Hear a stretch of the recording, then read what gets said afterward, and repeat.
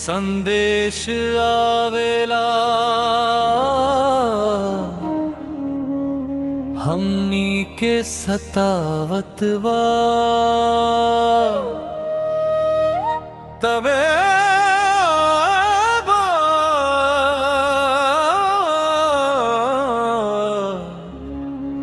चिट्ठी आवेला पूछत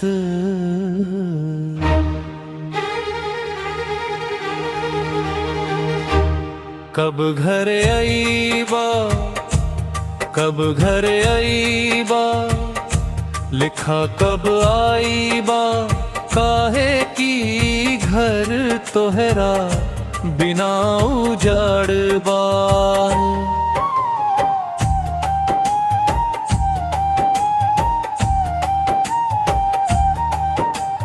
केहू दिल वाला, केहू नशा में धुत दिल वाला, हमरा के चिट्ठी लिख ले बा।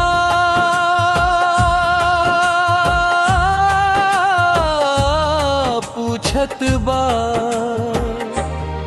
केहू के सांस, केहू के धड़कन, केहू के चूड़ी, केहू के कंगन, केहू के पायल, केहू के गजरा, सुगंधित सुबह बेचैन समझ,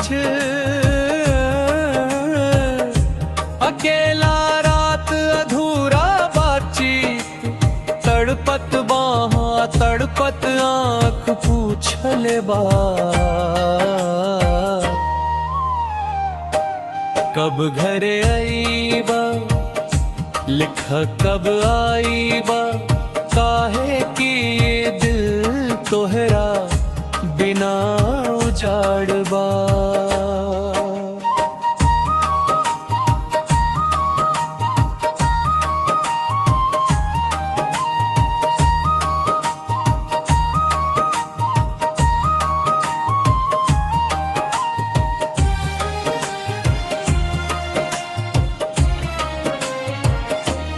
हमनी के प्रेमिक प्रेमिका,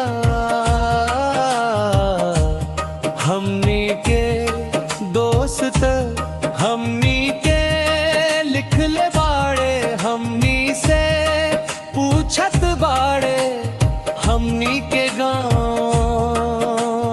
आम के छाँव, गुड़ पीपल के पेड़ बरसात के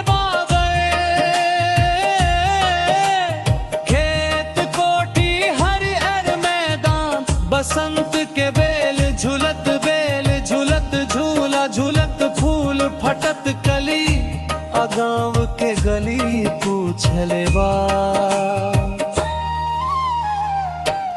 कब घर आईबा, लिखा कब आईबा, काहे के गाँव तोहरा बिना उजाड़ हो गइल बा।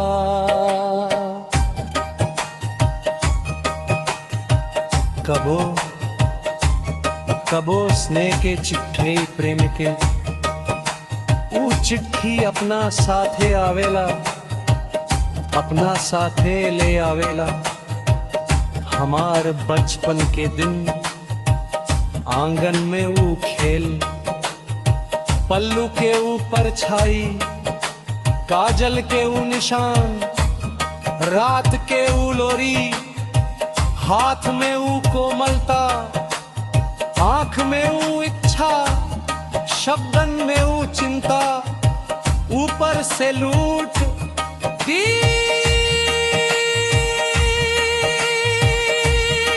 पर से प्यार की देवी माई, हर चिट्ठी में माई से पूछेली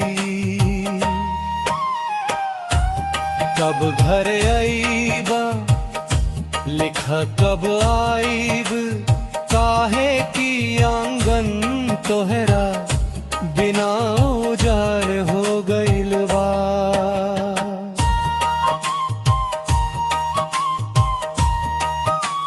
हे गुजरत हवा बतावा कारोवा हमरा खातिर इतना करब, हमरा गांव जाके हमरा दोस्तन के अभिवादन करी। जवन गली हमरा लेन में बा,